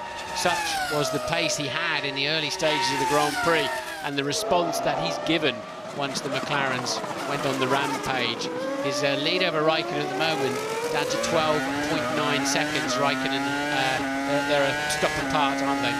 So Trulli very neatly gets out of his way before the high-speed Nürburgring chicane, carrying 160 miles an hour on the entry to that, about 130 miles an hour through it. Alonso is on such a charge here this afternoon. Even despite the fact he's lapping cars, he's still going mighty quick. Here's the other fast chicane here. Let's enjoy this. Oh, what a feeling that must be to go through when you stand on the side of the racetrack and watch them whip through there at 130 miles an hour. You look at it and you think, in a road car, I'd be lucky to get through there at 50. And the grip these cars have, the way the aerodynamics force them to the ground, absolutely incredible. Heidfeld in the pits again. He was in just a lap or two ago. Yeah, that's his 4th stop. Clearly got a problem. He's down in 13th at the moment, and is going to come under pressure soon from Montero and co at the back of the field. That's the pickup you get on the inside right front tyre. That, as I say, is mostly a passenger through, or relatively speaking, a passenger through the long Estoril corner. That tends to just get a lot of what we call pickup. There goes Montoya's car, hoisted away. It's hard for Williams. I'm sure everybody back at home in Grove is watching this Grand Prix with us here on ITV, and they're all scratching their heads as well. They've come here with I'm told 22 new parts as Takuma Sato goes off the road yet again. Sato in 10th place. That's the second time he's gone off the road. He outbraked himself into the, and Jarno Trulli, into the Adelaide hairpin earlier on. But I feel sorry for the Williams guys. They brought a lot of new parts to the car. It just isn't fast enough. They cannot get any pace out of it. In qualifying, they can't get any heat into the tyres to get grip and get themselves good bite. And Mark Webber, who was qualifying in the top 6 for the first part of this season, is now solidly outside the top 10. There we go, you can see the dust in the distance, and what's happened is somebody's put a lot of gravel on the track. Sato's gone off in sympathy, just keeps it out of the wall.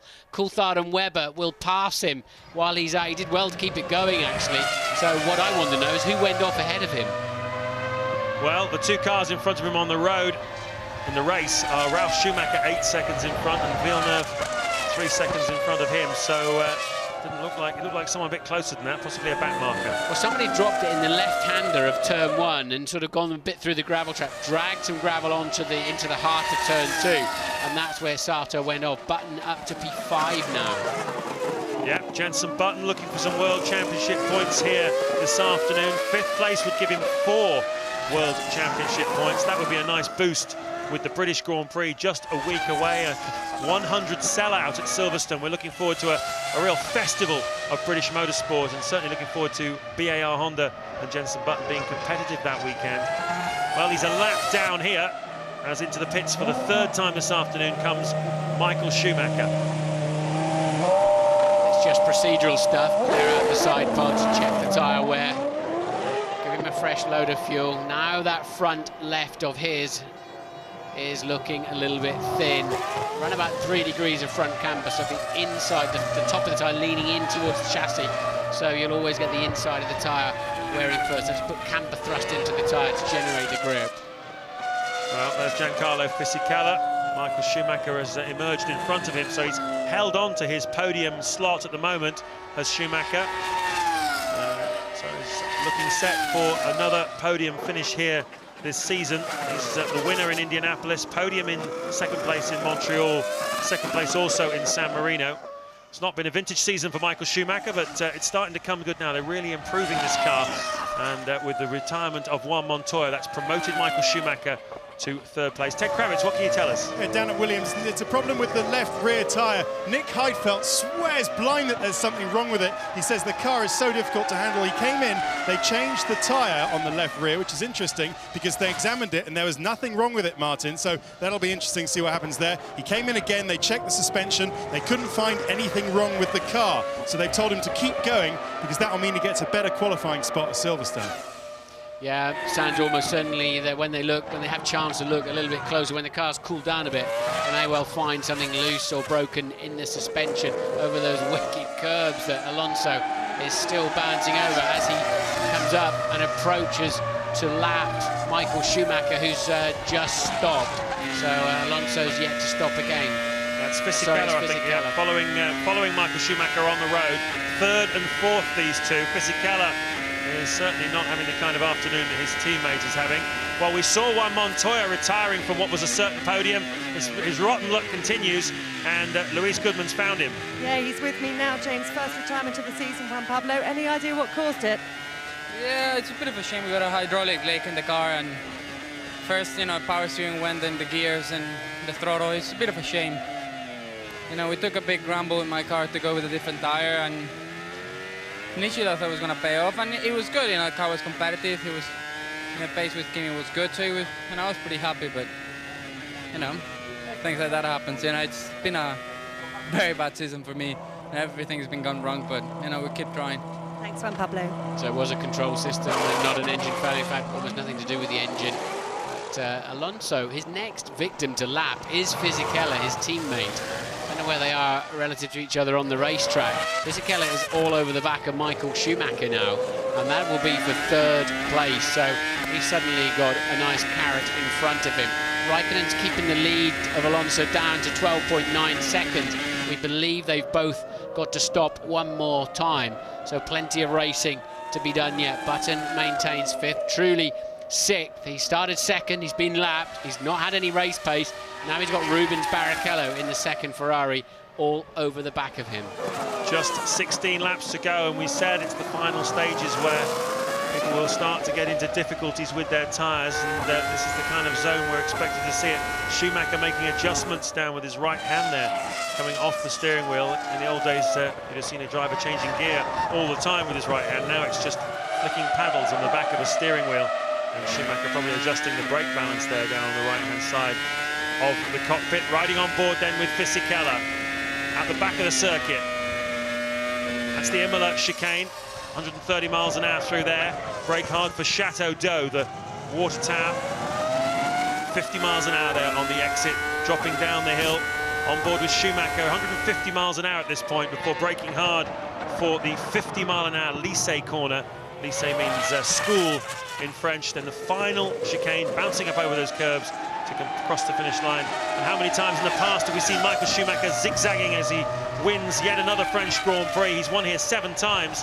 He was chasing a record 8th victory here. No one's ever won the same Grand Prix 8 times, but today it's not to be. Certainly looks that way as the team get ready for Barrichello, because Michael Schumacher looks set for 3rd place here, and Kimi Raikkonen has also pitted from 2nd place. Yes, Raikkonen's been flying this last 2 or 3 laps. The lead, 14 seconds at the moment. Barrichello away very quickly. A short fill, of course, to the end. I think Fisichella's got to pit again. Yeah, he's pitted on lap 44. Be surprised if he fueled up for 26 laps. So this might not be a real fight going on here. Michael surely has finished all of his stops now.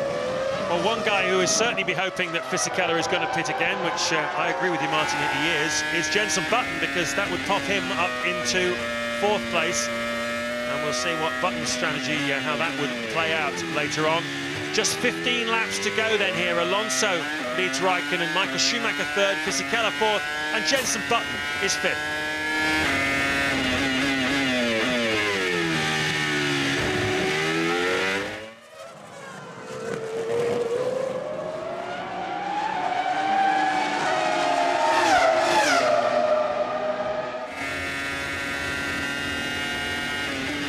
The long right-hander then.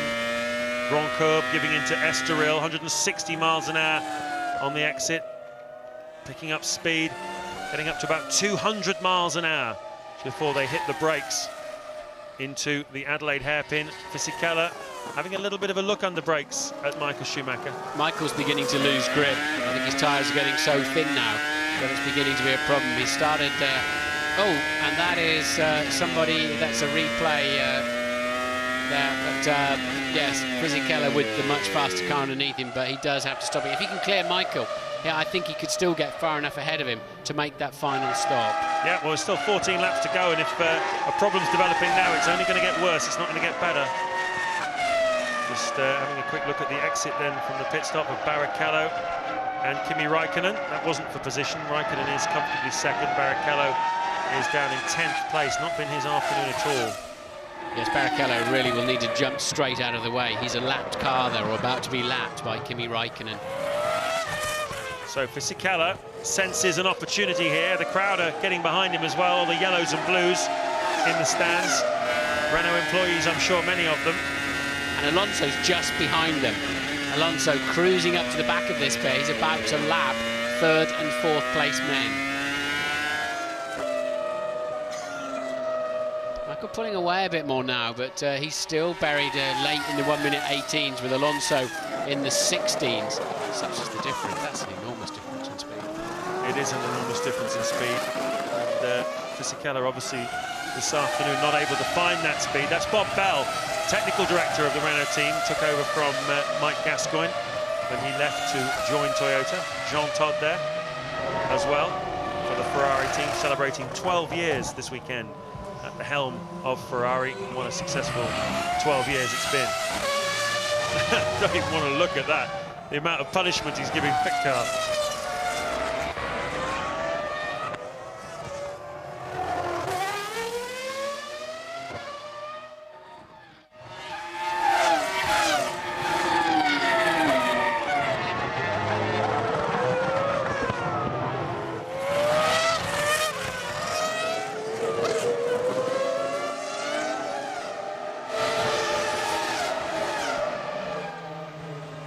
Welcome back to Magny-Cours, France, French Grand Prix. James Allen and Martin Brundle with you, where Fernando Alonso, the race leader and championship leader, makes his final pit stop of the afternoon and rejoins in the lead comfortably. He is going so fast, he was coming up to lap his teammate Giancarlo Fisichella in 4th place and Michael Schumacher in 3rd. And Martin, part of the reason he was able to do that is because Schumacher seems to have a problem here as Raikkonen sides his way through. He's in 2nd place at the moment, Schumacher 3rd, Fisichella 4th, Jenson Button 5th, but we think that Michael Schumacher's beginning to lose some grip. He is, yes. Fisichella needs to clear Michael. He might just be able to make enough space then. I think he's clearly got to have another stop. And yeah, Alonso was just about to lap 3rd and 4th place men, and I think very smartly Renault just hauled him in. He didn't want to get involved in that fight between his teammate Fisichella and Michael Schumacher, as a Raikkonen 2nd place man and comfortably clear. Interestingly now, Alonso and Raikkonen have finished all of their scheduled stops. Alonso clearly has a comfortable track position on that one. He certainly does, as Nick Heidfeld comes out of the pits. He's been in and out 6 times already this afternoon. There is Giancarlo Fisichella then pitting from 4th place, and that will lose him 20 seconds off the tail of Michael Schumacher. But oh, he stalled it! I don't believe it, he stalled it! That's great news for Jenson Button, but rotten luck for Giancarlo Fisichella. Get it started again, come on! He has to wait to get neutral. He needs hydraulic pressure, gets neutral, pulls first again, and off he goes. I don't think he really did anything wrong. It sounded like the clutch was dragging quite early on that. It's effectively a button system they use.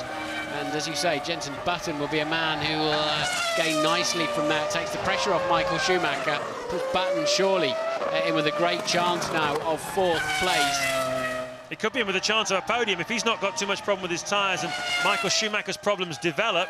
Then he might even be able to get Michael Schumacher in the 11 laps that remain here at Magny-Cours. It's a big question mark, it's a big ask, but Button is 13 seconds behind Michael Schumacher as we speak, with 11 laps to go. Come on, Jenson, if you've got anything left now in terms of lap time in your pocket, it's the time to deliver it, isn't it? He's got some clear air, the leader coming up to lap him, but that shouldn't cost him too much time. As you say, Jenson now with the doors wide open. Certainly are. The leaders then, Alonso and Raikkonen lapping. Well, Alonso's been steadily in the 16s. He's just taken fuel on board, so this first flying lap for him as he mullers the curbs coming across a 1:17.9. Kimi Raikkonen is also lapping in the mid to high 1:17s, but Michael Schumacher's just done a 1:21 lap, 2 seconds slower than Jenson Button. So Schumacher with a bit of lap traffic, I think, is part of the problem, but also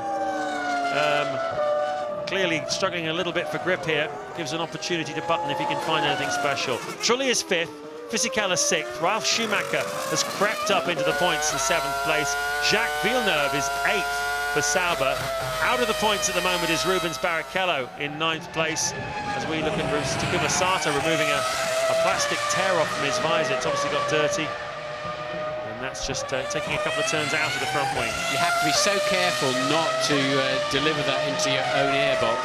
It calms the engine down a bit for the rest of the race without laying in the filter. You really do have to. It's so easy for it just to go straight up. The airbox is directly above your head. Alonso still lapping in the 1:17s, as is Raikkonen. The gap pretty static at 18 seconds. Michael Schumacher with another 1:19 and pretty slow lap. He is definitely struggling with grip as his tyres are wearing down and beginning to fade in terms of temperature, but Button even slower. So Button without that pace. He pitted on lap 46, Jenson. Looked like he was on a 3-stopper, so he may well yet have to stop again. I think he's stuck in traffic, Martin. He's in front of, here's the race leader, Fernando Alonso. Jenson Button is in that gaggle of cars there. He's behind a Jordan. That's why he was slow on that last lap. He was behind Carter Cayen's Jordan. He's about to get lapped himself, is Jenson Button, by the race leader, but he won't be thinking about that. He'll be thinking about Michael Schumacher. He took 2 seconds out of him on the previous lap. Maybe traffic was a part of that as well, but Button now is free. He's going to have to get out of the way for Alonso, but has Jenson got anything left in the tank? Alonso, a little lock up there.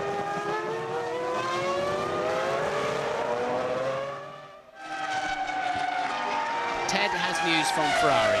Yeah, exactly, down at the Scuderia, and they insist there is no problem with Michael Schumacher's car. They say Michael has not been on the radio to say any problems, any whinges around about tyre wear or anything like that. So we do know that it's Ferrari's way to control the race, to drop all the revs and everything after the second stops, and we're at that point now. So if Jensen gets any closer, I fancy Michael could just up the pace. Well, I think they'll be a little bit unhappy on the Ferrari pit wall. They're 66 seconds behind, so if they've got no problems, then they've got problems. Exactly. I couldn't have said it better myself. Over a minute behind the world champion is behind the current world championship leader. They've come here with a vastly upgraded car, lots of little aerodynamic flip-ups and tweaks and wings and engine covers, a little boost on the engine as well. Certainly made them more competitive in qualifying. Their long runs in practice indicated a car that perhaps wasn't able to beat the McLarens and the Renaults, but certainly looked like giving them something to think about. So much so that Michael Schumacher said after practice on Friday, I think we can challenge for the victory here this weekend. 66 seconds behind after 62 laps suggests otherwise. Yes, Michael was pretty, he surprised me in Indianapolis. He said, well, we would have won anyway. We would have done very well. The car was great. But I don't think we saw the kind of lap times that we thought would have been dominating that race had we had a full grid. On board with the race leader. Let's enjoy it.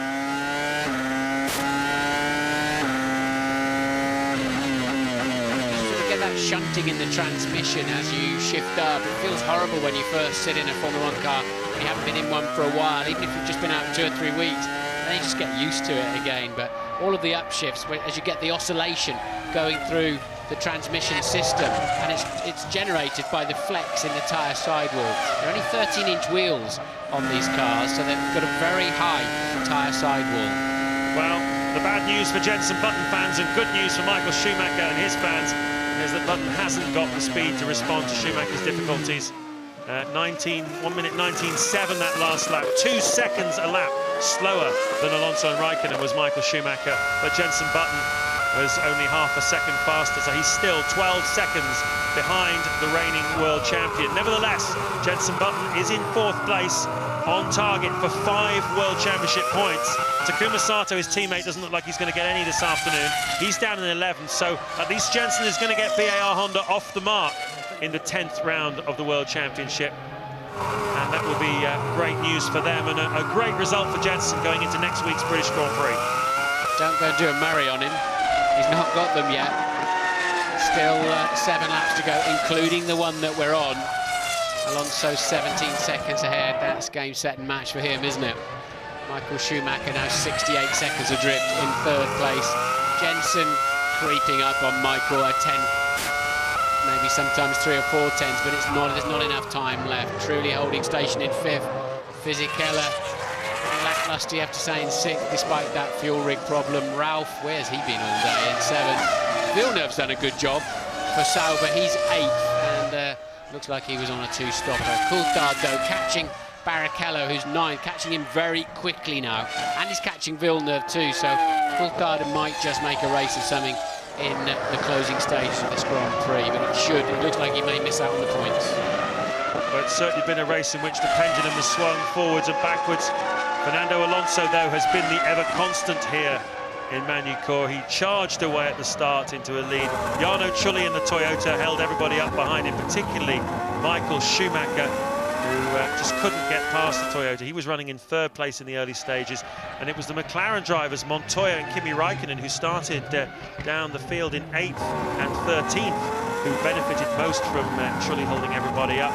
When all the front runners who were on 3-stop strategies made their first stops, the 2 McLaren drivers were able to leapfrog everybody, and before too long they were 2nd and 3rd in this Grand Prix. But then problems struck for Juan Pablo Montoya, a hydraulics problem for him, and that took him out of the Grand Prix, his first retirement of the 2005 season. Michael Schumacher then inherited 3rd from Montoya, but a long way distant, 69 seconds behind Fernando Alonso after 65 laps.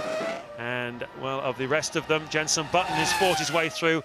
Car not quite as competitive in the race as perhaps it showed in qualifying. Jarno Trulli, very quick in qualifying, didn't have the pace in the race either. He dropped down to 5th place. Giancarlo Fisichella in the sister Renault is a lap down to his teammate, and some of that had to do with a sticking problem with the fuel hose at one of his pit stops, but otherwise he's had a bad luck. He stalled the car on another pit stop and hasn't had the pace here this afternoon, and as we speak he's 2 seconds a lap slower than Alonso in the same car.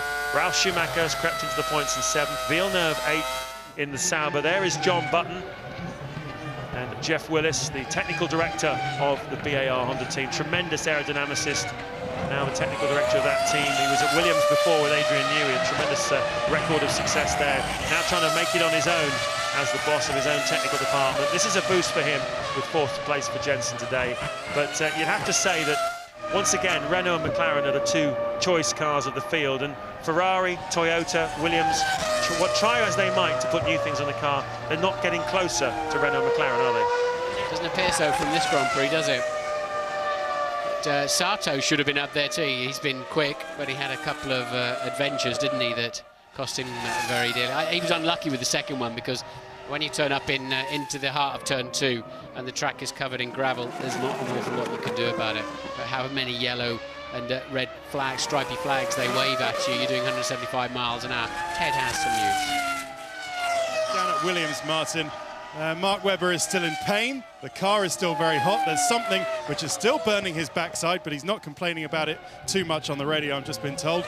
And Nick Heidfeld, he says the car is still impossible to drive, but he's just dragging it round, still trying to get that good spot for Silverstone qualifying. So really a French Grand Prix to forget for BMW Williams.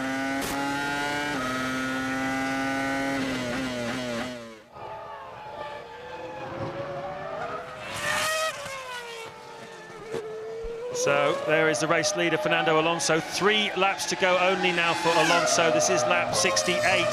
He's 17 seconds ahead of Kimi Raikkonen, who in turn is 55 seconds ahead of Michael Schumacher. Jenson Button 11 seconds behind Schumacher, who is running the clock down now. Button doesn't have the pace to close him down. Trulli 3 seconds behind Button. Fisichella 9 behind Trulli. Ralf Schumacher 7th, Villeneuve 8th place.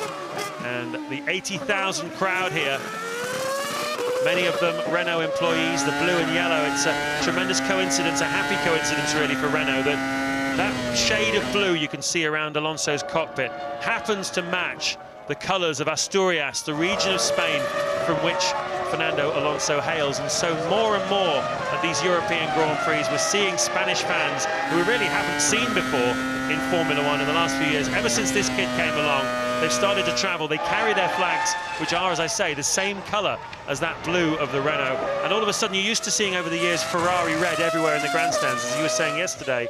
So many teams have tried to get Jaguar green or McLaren silver, get the grandstands to buy into the dream and the image. But it seems that Renault are doing it, all thanks to this kid. Yep, let's give Renault the French Grand Prix as long as London gets the 2012 Olympics. We'll trade them right now. We'll get it anyway. Alonso into lap 69, the penultimate lap. Briatore there looking decidedly nervous, not really sure why, 16 seconds ahead. And this surely stamps Alonso's authority on the World Championship at this pivotal month, as you were saying, James. A lot of points to be won and lost this month. Absolutely. 40 points in the Drivers' Championship up for grabs before the end of July. It's an important weekend for Flavio Briatore, the boss of the Renault team, because his new boss, Carlos Ghosn, who is the president of Renault, he's just taken over from Louis Schweitzer, who's been the president for many, many years and who was on the board which voted for Renault to come back into Formula One. And with a full onslaught, there were some stories that Ghosn wasn't a big Formula One fan. He didn't think it was value for money for the hundreds of millions of dollars it cost them every year. He was here this morning, gave a press conference at which he said, hey, I like Formula One as long as we win, it's an investment. When we lose, it's an expense. It was a great way of putting it, and we will stick around for as long as we're successful, which puts a little bit of pressure on Flavio and his team. But if they carry on having afternoons like this, then you can expect that Mr. Ghosn will carry on writing the checks for Renault. Across the line to complete the penultimate lap goes Fernando Alonso. He's been peerless here this afternoon. I'm not even going to ask you who your driver of the day is, because presumably it's got to be him for his amazing performance. Yeah, it's an easy one, isn't it? Alonso, well, his qualifying performance was sensational, but his race pace was some of the strongest I've seen since Michael Schumacher was clearly dominating Formula One. Alonso just really whooped them. He beat them easy.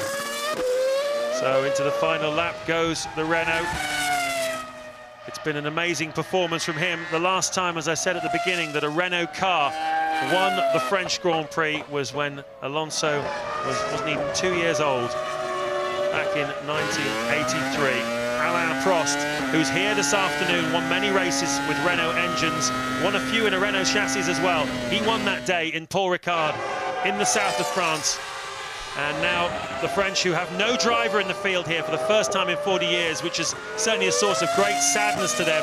They have a big corporate presence in Formula One through Michelin, the tyre company, and of course Renault as well, the manufacturer of the engine and chassis. And what a historic day for Fernando Alonso, who crosses the line for his 5th Grand Prix victory of the season. He crawls across the line. It's the 6th win for him in only 59 Grand Prix starts. Yes, Fernando, you've won the big 5 already, and this is only the 10th Grand Prix of the year. He remembered which mirror the camera is in, didn't he? Really a totally dominant performance from Alonso. Raikkonen crosses the line 11.8 seconds adrift, although Alonso's final lap was very, very slow anyway, hence the gap coming down a bit. Michael Schumacher is 3rd, the last unlapped runner. That's Carlos Ghosn, who you were talking about, James. But Michael Schumacher yet to finish. Everybody else finishes the race a lap early. Once the leaders cross the line and you're a lap behind him, then you can go no further. So we're still waiting for Schumi, some 73 seconds adrift, to come and claim his pot. He can't be beaten either now. He can't lose 3rd place now, because clearly he's ahead of the rest of them. He's the final man to complete the Grand Prix. There he is, coasting around. Yeah, coasting is the word for it. It's been not a spectacular Grand Prix as far as Ferrari's concerned in terms of its race pace, but nevertheless, Schumacher claims another podium, and we'll see him up there in just a moment.